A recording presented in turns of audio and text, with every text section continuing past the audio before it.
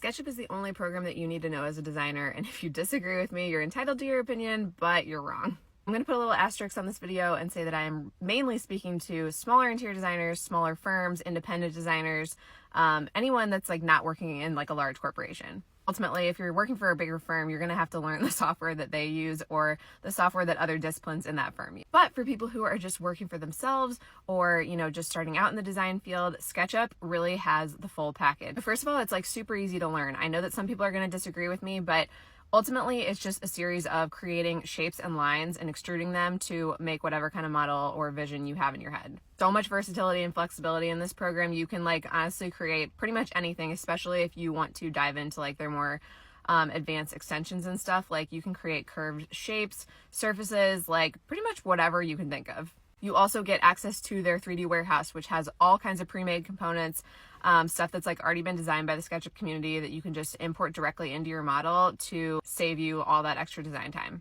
So when you download SketchUp, it will come with Layout, which is another counterpart software with SketchUp where you can create 2D documents of your 3D model. So it works really seamlessly with SketchUp where you can make changes in your SketchUp model and refresh it within Layout and do your dimensions, your tags, everything in Layout. So that's all separate from your actual design model. You can also now do renderings right within SketchUp with a free extension called Diffusion. It's not 100% accurate, it's still in beta, but it does give you really good inspiration and kind of stylize your design for presentation purposes, especially if you're early on in the design phase. You can also totally use SketchUp for landscape design, obviously architecture, interior design.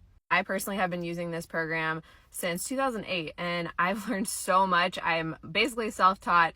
I have taken way longer to learn it than I wanted to, but it's because I chose to learn it the wrong way. I, relied on a lot of YouTube tutorials, scouring Google for just free bits of information.